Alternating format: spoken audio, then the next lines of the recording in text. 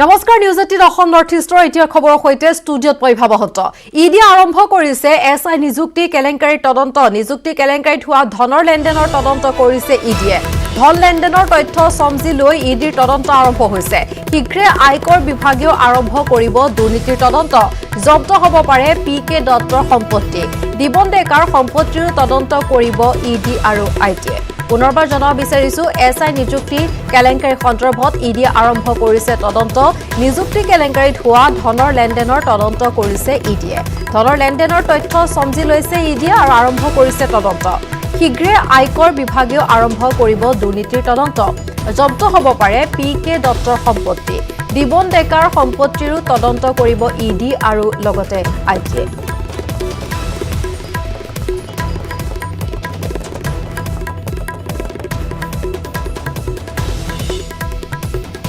নিটো জালত পৰিছে এছআই নিযুক্তি কেলেংকাৰীত জড়িত পুথি খলিহনা কিন্তু এতিয়াও জালত পৰা নাই ৰৌবৰালী এতিয়াও পলাতক অৱস্থাত আছে প্ৰাক্তন ডিআইজি পিকে দত্ত অৱশ্যে মোষ্ট ৱান্টেড বিজেপি নেতা দিবন ডেকাক গ্ৰেপ্তাৰ কৰি 5 দিনৰ জিম্মাত লৈছে ক্ৰাইম ব্ৰাঞ্চে 7 দিনৰ বাবে দিবন ডেকাক জিম্মাত বিচাৰিছিল ক্ৰাইম ব্ৰাঞ্চে কিন্তু দিবন ডেকাক 5 দিনৰ জিম্মালৈ প্ৰেৰণ কৰে সিজেম আদালতে 6 অক্টোবৰত পুনৰ দিবনক হাজিৰ কৰোৱা হ'ব আদালতত ক্ৰাইম ব্ৰাঞ্চৰ জেৰাত বহু বিস্ফোৰক তথ্য প্ৰকাশ কৰিছে দিবন ডেকাই শেহতীয়াকৈ এছআই কেলেংকাৰীত জড়িত অভিযোগত পুনৰ নলবাৰী আৰক্ষীয়ে গ্ৰেপ্তাৰ কৰিছে 4 জনক নলবাৰী আৰক্ষীৰ জালত পৰিছে বিহামপুৰৰ নিতুল বৰ্মন নামৰ এজন দালাল আৰু আন এজন যুৱক ধৃত নিতুল বৰ্মন এগৰাকী চৰকাৰী কৰ্মচাৰী হোৱাৰ লগতে মন্ত্ৰী চন্দ্ৰমোহন পাটোৱাৰীৰ ঘনিষ্ঠ ধৃত দুয়োকে আৰক্ষীয়ে হাজিৰ কৰায় আদালতত সমান্তৰালকৈ বৰপেটাৰ পৰাও দুই ৱেব পৰ্টেলৰ সাংবাদিকক গ্ৰেপ্তাৰ কৰে নলবাৰী আৰক্ষীয়ে ধৃত দুই খুৰা ভতিজা হৈছে জিতুল হুছেইন আৰু জাহিৰ ইছলাম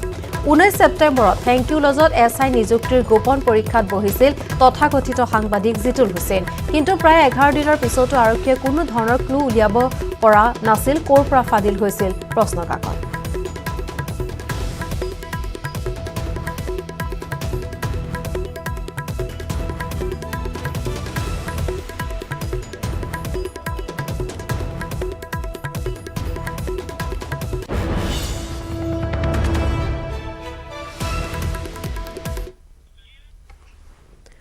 আগবাইছে পৰৱৰ্তী খবৰলৈ আজি গঠন হ'ব কৃষক মুক্তিৰ ৰাজনৈতিক দল কৃষক মুক্তি সংগ্ৰাম সমিতিৰ কাৰ্যালয়ত সংবাদমেলতে ঘোষণা কৰিব ৰাজনৈতিক দল গঠনৰ কথা আসু এজেৱাইচিপিৰ পৰা সহায় নাপাই নিজাকৈ গঠন কৰিব দল পুনৰবাৰ জনা বিচাৰিছো আৰু আসু এজেৱাইচিপিৰ পৰা যিদৰে সহায় বিচাৰিছিল সহায় লাভ নকৰাৰ পৰিপ্ৰেক্ষিতত নিজাকৈ দল গঠনৰ কথা ব্যক্ত কৰিছে কৃষক মুক্তিয়ে আৰু আজি গঠন হ'ব কৃষক মুক্তিৰ ৰাজনৈতিক দল কৃষক মুক্তি সংগ্ৰাম সমিতিৰ কাৰ্যালয়ত সংবাদমেলত ঘোষণা কৰিব ৰাজনৈতিক দল গঠনৰ কথা আসু এজেৱাইচিপিৰ পৰা সহায় নাপাই নিজাকৈ দল গঠন কৰিব দলটোৱে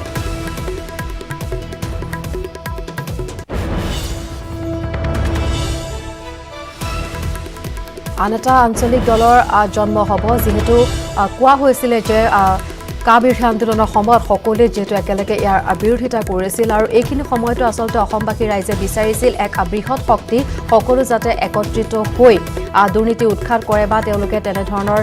নতুন লক্ষ্য লৈ তেওঁলোকে অৱতীৰ্ণ হয় নিৰ্বাচনত কিন্তু তাৰ বিপৰীতে দেখা পোৱা গৈছে যে পৃথক পৃথক আঞ্চলিক দলৰ জন্ম হৈছে এইখন ৰাজ্যত আৰু আজি নতুনকৈ পুনৰ আন এক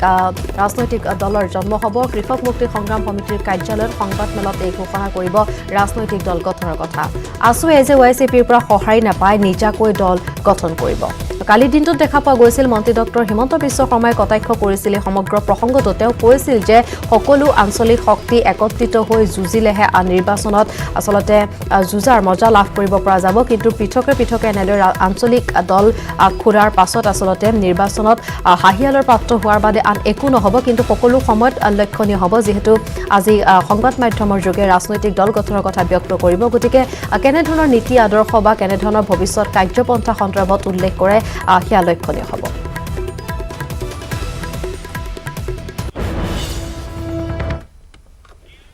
কৰোনাত আক্ৰান্ত হৈছে মাৰ্কিন ৰাষ্ট্ৰপতি ডনাল্ড ট্ৰাম্প দেশখনৰ ফাৰ্ষ্ট লেডি মেলানিয়া ট্ৰাম্পো কৰোনাত আক্ৰান্ত হৈছে সমাগত ৰাষ্ট্ৰপতি নিৰ্বাচনৰ বাবে প্ৰচাৰ চলাই আছিল দুয়োগৰাকীয়ে নিৰ্বাচনী সভাত অংশ লোৱাৰ পিছতে কৰোনাত আক্ৰান্ত হৈছে দুয়োগৰাকী এতিয়া হোৱাইট হাউচত কোৱাৰেণ্টাইন হৈ আছে ট্ৰাম্প আৰু মেলানিয়া পুনৰবাৰ জনা বিচাৰিছো কৰোনাত আক্ৰান্ত হৈছে মাৰ্কিন ৰাষ্ট্ৰপতি ডনাল্ড ট্ৰাম্প দেশখনৰ ফাৰ্ষ্ট লেডি মেলানিয়া ট্ৰাম্পো কৰোনাত আক্ৰান্ত হৈছে সমাগত ৰাষ্ট্ৰপতি নিৰ্বাচনৰ বাবে প্ৰচাৰ চলাই আছিল দুয়োগৰাকীয়ে নিৰ্বাচনী সভাত অংশ লোৱাৰ পিছতে কৰোনাত আক্ৰান্ত হয় দুয়ো আৰু এতিয়া হোৱাইট হাউচত কোৱাৰেণ্টাইন হৈ আছে ট্ৰাম্প আৰু মেলানিয়া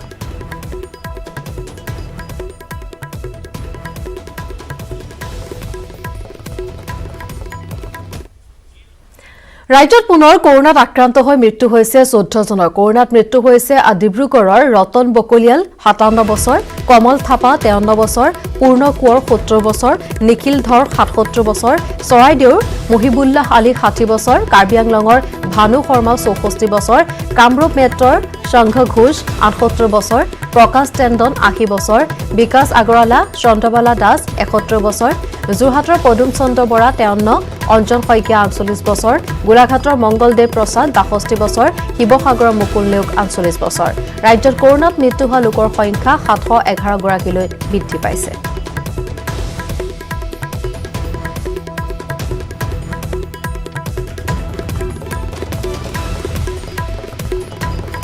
আৰু ইফালে ৰাজ্যত বৃদ্ধি হৈ আছে কৰোনা আক্ৰান্তৰ সংখ্যা বৰ্তমানলৈ 1,82,396 জন কৰোনাত আক্ৰান্ত হৈছে বৃহস্পতিবাৰ দিনটোত 39,780টা টেষ্ট সম্পন্ন হয় বিগত 24 ঘণ্টাত 1,585 জন কৰোনা আক্ৰান্ত চিনাক্ত কৰা হৈছে কৰোনা পজিটিভিটিৰ হাৰ 3.98% বৰ্তমানলৈ আৰোগ্য হৈছে 1,45,615 জন চিকিৎসাধীন হৈ আছে 36,067 জন বৰ্তমানলৈকে কৰোনাৰ প্ৰাণ ললে 711 জন লোক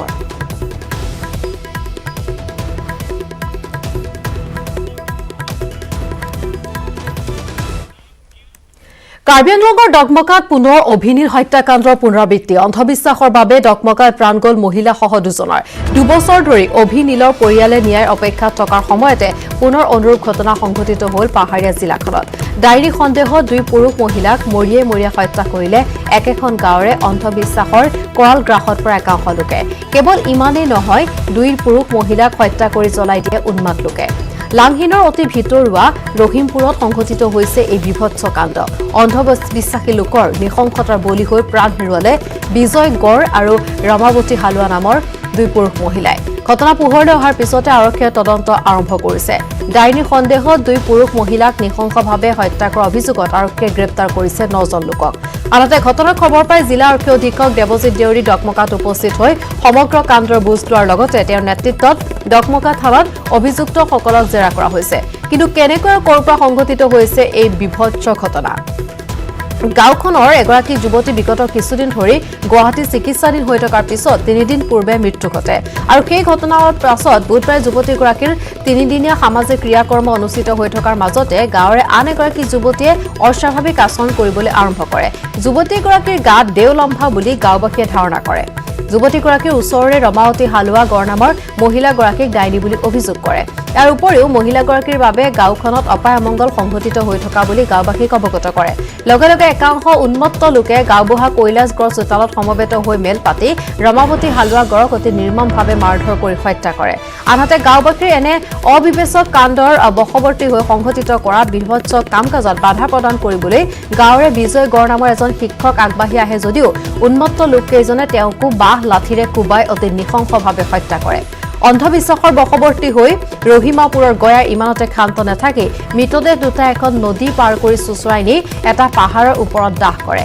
উন্মাদ লোকে মহিলাগৰাকীৰ কিশোৰী কন্যাগৰাকীকো হত্যাৰ চেষ্টা কৰিছিল যদিও কিশোৰীগৰাকী নিশা ধাননিৰ মাজত লুকাই থাকি কোনোমতে নিজৰ প্ৰাণ ৰক্ষা কৰি প্ৰায় 22 কিলোমিটাৰ বাট খোজকাঢ়ি আহি বৃহস্পতিবাৰে পুৱা ডকমকা থানাত হাজিৰ হয় আনহাতে উক্ত হত্যাকাণ্ডৰ ঘটনাত জড়িত এজন দুষ্কৃতিকাৰীয়ে বৃহস্পতিবাৰে পুৱা ডকমকা থানাত আত্মসমৰ্পণ কৰে ঘটনাৰ খবৰ পাই আৰক্ষীৰ এটা বৃহৎ দল ঘটনাস্থলীত উপস্থিত হৈ পৰিস্থিতিৰ বুজ লয় কাৰ্বি আংলং জিলা আৰক্ষী অধীক্ষক দেৱজিৎ দেউৰী উপ আৰক্ষী অধীক্ষক নাহিদ কৰিশ্মাকে ধৰি আৰক্ষীৰ প্ৰশাসনৰ উচ্চস্তৰীয় লোক ঘটনাস্থলীত উপস্থিত হৈ পৰিস্থিতিৰ বুজ লয় আৰক্ষীয়ে মৃতদেহৰ অৱশিষ্ট হত্যাকাণ্ডত ব্যৱহৃত অস্ত্ৰ আদি জব্দ কৰি তদন্ত অব্যাহত ৰাখিছে এই সন্দৰ্ভত জোনালী গড় কাজল গড় ফুজেল গড় সীতাৰাম গড় ৰবিৰাল গড় কৃষ্ণ গড় ৰাজেন গড় ৰামসিং গড় সঞ্জু গড় নামৰ 9 জন লোকক গ্ৰেপ্তাৰ কৰা হৈছে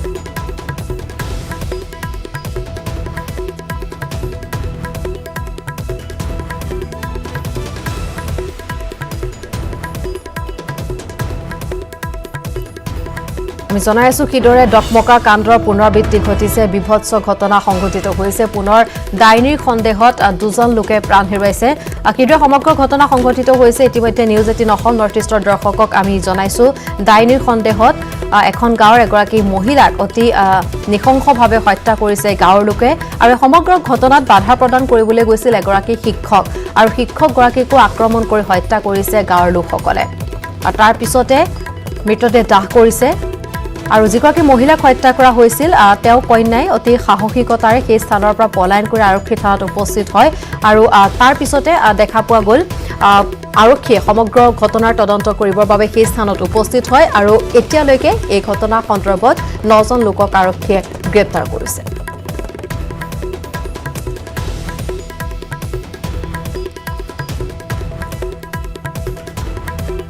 অন্ধবিশ্বাসৰ বাবে পুনৰ ডকমকাত এই কাণ্ড সংঘটিত হৈছে আমি জনাই আছো কিদৰে অন্ধবিশ্বাসৰ বশৱৰ্তী হৈ পুনৰ এইখন অসমতে পুনৰবাৰ ডকমকাতে আন এক বিভৎস ঘটনা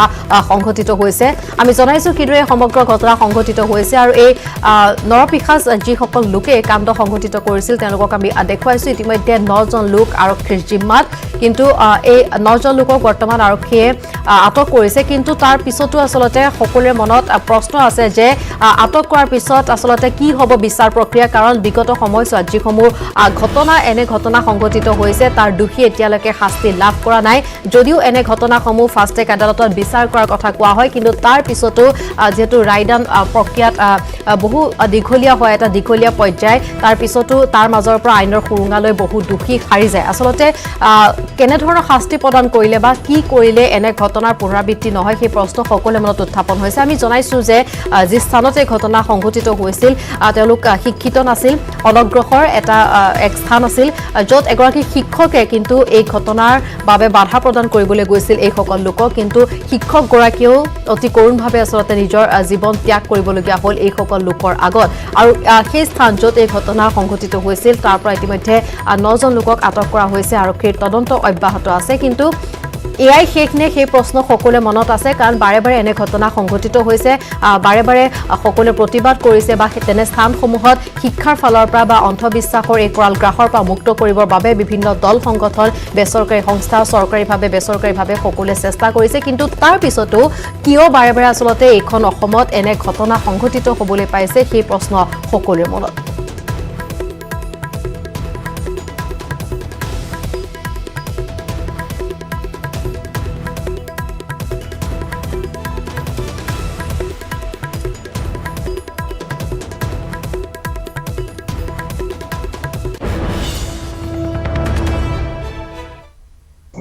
কেনেকা কৰিছো কেনেকা নাই গাঁৱৰ মানুহবিলাক কৈ আছিলে মোৰ বুদ্ধি ধৰিছো বুলি আৰু মানুহবিলাক কৈ তুই 2জনৰ নাম লৈছে আমি নাজানো নহয় কেনেকা কৰিছো কেনেকা নাই ছাৰবিলাক মোৰ কাৰণে ধৰি আনিলে ইয়াত কিবা কিবি দিব বুলি আমি নাজানো কি কৰিছো কি নাই আপোনাৰ গাত কিবা লম্ভিছে বুলি কৈছিলে কি হৈছিলে জানো ছাৰ কি হৈছে মোৰ কাৰণে তেওঁলোকক মাৰিব লাগে বুলি কোনে কৈছিলে জানো ছাৰ কোনে কৈছে মোৰ কাৰণে বুদ্ধি এইটোহে কৰিলে বোলে আপোনাৰ লাগিছে এইটোহে ক'লে বোলে আৰু মোৰতো একো সহজ নাই কি কৈছো কি নাই একো গম পোৱা নাই পিছত ক'লে কি হৈছে মোৰ কাৰণে বোলে একো কোনো মোক পোৱা নাই ছাৰ কিন্তু আপুনি যিখিনি কথা কৈছে তাৰ পিছতে মানে মাৰিছে মানুহক নহয় ছাৰ জানো মই চাবও পোৱা নাই মানুহ মাৰিছে যিহেতু মোৰতো কোৱা নাই ছাৰ মোৰতো সঁচে নাই কি কৈছো কি নাই কি ধৰিছিলে বুলি ক'লে আত্মা ছাৰ আত্মা তোমাৰ আত্মা আছিলে এইটো মোৰ ছোৱালীজনী মোৰ আগতে বোলেও কৈছে বোলে বিজয় তাৰ এজন মাইকী মানুহ আছে এনেকাই কৈছে বোলে তাৰপাছত মোৰ গাঁতত আহি পেলাই এনেকাই কৈছে বোলে মোৰতো নাজানে ছাৰ কি কৈছে কি নাই আমাৰ ঘৰত মানুহ মৰিছিলে তাৰপিছত পেহী ছোৱালী এজনক আত্মা সোমাই আহিলে তাৰপিছত আত্মা সোমাই আহিছে তাৰ আমাৰ গাঁৱৰ চবে গাঁৱৰ মানুহ আছিলে তাৰপিছত জাল মাৰিলে ল'ৰাকেইটা তাৰপিছত আত্মাই কৈ দিলে ডাইনা আছে বুলি বুঢ়ী মানুহ এজন আৰু আমাৰ বৰদেউতা ল'ৰা আছিলে সি তাৰপিছত সিহঁতে ক'লে তাৰপিছত নামটো ধৰি ধৰি ক'লে তাৰপিছত মাৰপিটা হৈ গ'ল গাঁৱৰ মানুহ আছিলে চবেই 7জনমান আছিলে আৰু চবেই আছিলে বুঢ়ী বুঢ়া ল'ৰা ছোৱালী ডাইনী বুলি মাৰিছে নেকি? অঁ ডাইনী বুলি মাৰিছে আমি আমাৰ কাৰণে একো খোৱাই নাই আমাৰ ঘৰৰ মানুহ কোনো মাৰাই নাই চবেই গাঁৱৰে মানুহ মাৰিছে আৰু নিজৰ পৰিয়ালৰ মানুহ মাৰিছে কিমানজন মানুহ আছিলে আছিলে গাঁৱৰ মানুহ চবেই ল'ৰাবিলাক আছিলে কিহেৰে মাৰিছে এনেই হাতৰ লগত মাৰিছে আৰু বিয়াৰ লগত বাৰ লগত মাৰিছে মানে যোনে যেনেকৈ পাৰে তেনেকৈ যোনে পাইছে তাৰপিছত কি কৰিলে মৰাৰ পিছত মৰাৰ পিছত ক'ত পাহাৰত লৈ কিনি জ্বলালে সিহঁতে কিমানজনমান মানুহ মানুহে মাৰিছে মাৰিছে 7জন মাৰিছে ৰেশমিপুৰ বুলি যিখন ভিলেজ আছে তাত মধ্যবৰ্ষীয় এগৰাকী তিৰোতা আৰু এজন ইয়ং ফেলো এছাল্ট কৰিলে উইচ বুলি সন্দেহ কৰি ইনভলভ মানুহৰ আমি এতিয়ালৈকে 9জনক ধৰিছোঁ গোটেই কথাখিনি স্বীকাৰ কৰিছে ৱেপন চুপনবোৰ পোৱা গৈছে যিখিনি আমি মাৰিছিলে আৰু 7-8জন বাকী আছে সেইখিনি আমি ধৰিম 9জন গ্ৰেপ্তাৰ কৰা হৈছে তেওঁলোকে যিকেইটা ৱেপন দি মাৰিছিলে লাঠি বা তেনেকুৱা দা এখন কাটিছিলে সেই গোটেইখিনি আমি পাইছোঁ 9জনক এতিয়ালৈকে গ্ৰেপ্তাৰ কৰা হ'ল আৰু বাকী কেইজনমান আছে একচুৱেলি গাঁওখন যথেষ্ট সৰু গাঁও খুব এটা বহুত যে ডাঙৰ গাঁও তেনেকুৱা নহয় একেটা কমিউনিটিৰে মানুহ আছে গোটেই গাঁৱত আৰু যি ভিক্টিম আৰু accused all of them belong to same মানে কমিউনিটি চ' ইণ্টাৰভেনিং নাইটত মানে 30 আৰু 1 অক্টোবৰ যিটো ৰাতি ঘটনাটো হ'ল তাৰপিছত আমি অকণমান দেৰিকৈ খবৰটো পালোঁ কাৰণ এইটো যথেষ্ট ৰিম'ট গাঁওখন আৰু তেওঁলোকৰ গাঁৱৰ পৰা কোনো খবৰ দিয়া নাই আমি বেলেগ এটা সূত্ৰৰ পৰাহে খবৰটো পালোঁ তাৰপিছত লগে লগে তাত গৈ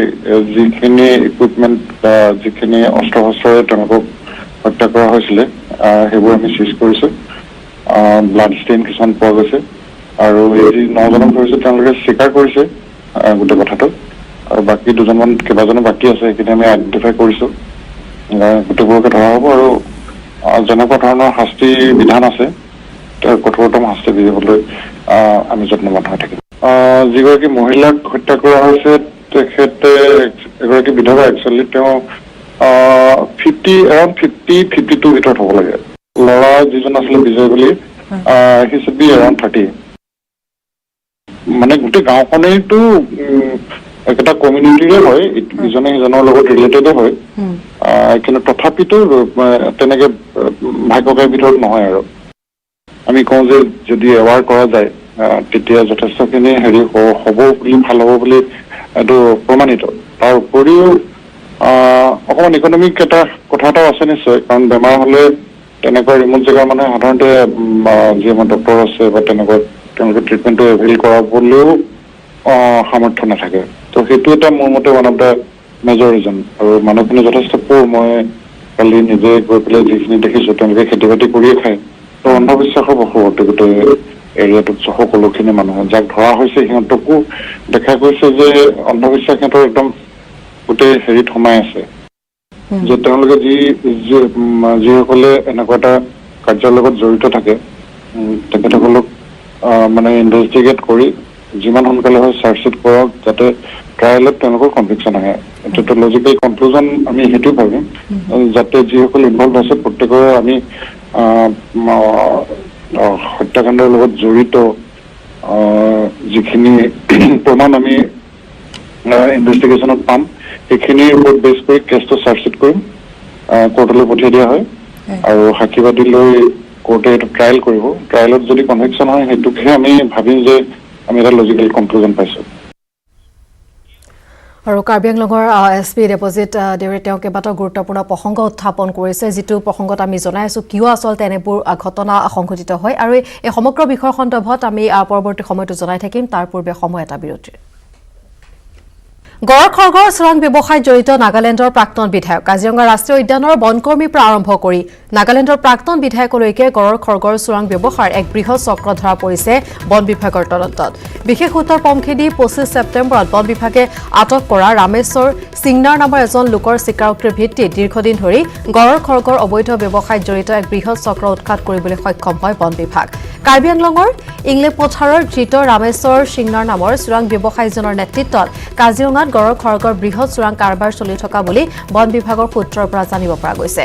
আৰক্ষী আৰু STFৰ সৈতে বন বিভাগে চলোৱা অভিযানত দুটা গড়ৰ খৰ্গ ৰামেশ্বৰ যোগেদি কাৰ্বি আংলঙৰ ডিফুৰ পৰা নাগালেণ্ডলৈ প্ৰেৰণ কৰাৰ তথ্য লাভ কৰিছে। কাজিৰঙা ৰাষ্ট্ৰীয় উদ্যানৰ দাঁতি কাষৰীয়া বৰবিল মিচিং গাঁৱৰ ধনপুৰ কাৰ্ডং নামৰ লোকজনে অবৈধভাৱে ৰাষ্ট্ৰীয় উদ্যানত মহ চৰাবলৈ গৈ মাটিত পৰি থকা অৱস্থাত লাভ কৰিছিল গড়ৰ খৰ্গ বিক্ৰী কৰা ৰামেশ্বৰক। আনহাতে ৰাষ্ট্ৰীয় উদ্যানৰ কখৰা বনাঞ্চলৰ দুজন হাতী মাওতে 2018 চনত পৰি থকা অৱস্থাত উদ্ধাৰ হোৱা এটা খৰ্গ বন বিভাগক জমা নিদি বিক্ৰী কৰিছিল ৰামেশ্বৰক। বন বিভাগৰ সূত্ৰ মতে নাগালেণ্ডৰ টুৱেংচাং সমষ্টিৰ প্ৰাক্তন বিধায়কৰ পত্নী মেডাম ৰোথা গড়ৰ খৰ্গৰ চোৰাং ব্যৱসায়ত প্ৰত্যক্ষভাৱে জড়িত। আনহাতে চক্ৰটোত একাংশ তথাকথিত ভদ্ৰতাৰ মুখা পিন্ধা লোক জড়িত হৈ আছে বুলি বন বিভাগৰ সূত্ৰত প্ৰকাশ পাইছে।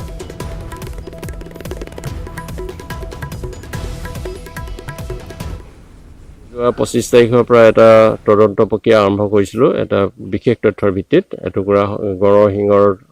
চোৰাং কাৰবাৰ ইয়াতে আৰম্ভ হৈছে বুলি আমি খবৰ পাইছিলোঁ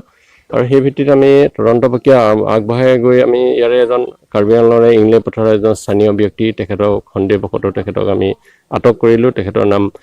ৰামেশ্বৰ সিংদাৰ। ৰামেশ্বৰ সিংদাৰে তেখেতে স্বীকাৰ কৰি তেওঁৰ সহযোগী আৰু দুজন এজন হৰিৰাম ইংটি আৰু এজন বিমান আৰু তেখেতসকলক আমি আকৌ আটক কৰি আনিলোঁ। তেখেতসকলৰ তথ্যৰ ভিত্তিত ডিফুৰ এজন মানসিং ইংটি নামৰ এজন ব্যক্তি জড়িত থকাৰ সম্ভেদ পোৱা গ'ল আৰু সেই মৰ্মে আমি কাৰ্বি আংলঙৰ পুলিচৰ সহযোগত তেখেতক আটক কৰিলোঁ। আটক কৰি সোধপোছ কালত তেখেতে এটা তথ্য দিলে যে ইতিমধ্যে তেওঁ গড়ৰ শিঙৰ টুকুৰাটো নাগালেণ্ডত ইতিমধ্যে জমা দিছে। তাতে এজন মেডাম লোথ্ৰা বুলি কৈছে। মেডাম লোথ্ৰা তেওঁ কোৱা মতে এজন MLA নাগালেণ্ড টুৱেংচাং সমষ্টিত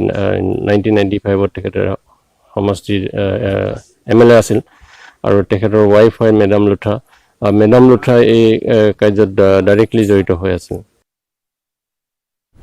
বিপদে লগেৰা নাই অইল ইণ্ডিয়াক। এবাৰ নাহৰকটীয়াৰ জয়পুৰত ফাদিল হৈছে অইলৰ খাৰুৱা তেল পৰিবাহী পাইপ। তেল পৰিবাহী পাইপ ফাটি বিস্তীৰ্ণ কৃষিভূমিত বিয়পি পৰিছে খাৰুৱা তেল। চৌদিশে খাৰুৱা তেল বিয়পি পৰাত ক্ষতিগ্ৰস্ত হৈছে বৃহৎ কৃষিভূমি। খাৰুৱা তেলেৰে কৃষিভূমি বুৰ যোৱাত মূৰে কপালে হাত দিছে কৃষক ৰাইজে। কিন্তু ইয়াৰ পিছতো পথাৰত বৈ যোৱা খাৰুৱা তেলসমূহ উঠাই নিয়াৰ কোনো ধৰণৰ ব্যৱস্থা গ্ৰহণ কৰা নাই অইল কৰ্তৃপক্ষই। মাত্ৰ এখন JCB লগাই এটা নলা খান্দি দায়িত্ব সামৰিছে অইল ইণ্ডিয়াই। আৰু ইফালে ধ্বংস হোৱাৰ খেতি পথাৰৰ উচিত মূল্য দিবলৈ অইল ইণ্ডিয়াক দাবী জনাইছে ভুক্তভোগী কৃষকসকলে।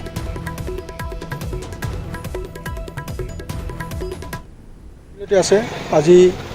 আজি যি পৰিস্থিতি হৈ আছে, আজি বাগজাৰৰ যিটো অৱস্থা হ'ল, আজি জয়পুৰতো যদি সেইটো অৱস্থা নহয়, সেইকাৰণে আমি অইল ইণ্ডিয়া কৰ্তৃপক্ষক অনুৰোধ কৰিছোঁ অতি সোনকালে পাইপলাইনটো বন্ধ কৰি তেলখিনি উঠাই নিয়াৰ ব্যৱস্থা কৰিব লাগে। দৃশ্য আমি দেখুৱাইছোঁ খাৰুৱা তেল উঠাই নিবৰ বাবে কোনো ধৰণৰ ব্যৱস্থা গ্ৰহণ কৰা নাই অইলে। বিপদে লগেৰা নাই অইল ইণ্ডিয়া। কিদৰে আমি দেখুৱাইছোঁ খেতি পথাৰ বিস্তীৰ্ণ অঞ্চল এনেদৰে তেল উপঙি থকা দেখা গৈছে, কিন্তু এতিয়ালৈকে এই ক্ষেত্ৰত ব্যৱস্থা গ্ৰহণ নকৰাৰ অভিযোগ উত্থাপন কৰিছে স্থানীয় লোকে। এই সন্দৰ্ভত আগবঢ়াইছোঁ নবুল কোঁৱৰৰ এক প্ৰতিবেদন। গাফিলতিৰ বাবে শ বিঘা খেতিভূমি এতিয়া ধ্বংসগ্ৰহত পৰিছে। মই সতীৰ্থক মই পোনপ্ৰথমতে সেই দৃশ্য দেখুৱাবলৈ অনুৰোধ কৰিছোঁ। এনেদৰে অইলৰ যি জয়পুৰ OCSৰ পৰা যি উষাপুৰ OCSৰ যি সংযোগী যি পাইপলাইন আছে, পাইপলাইন ফুটাৰ ফলত এতিয়া যি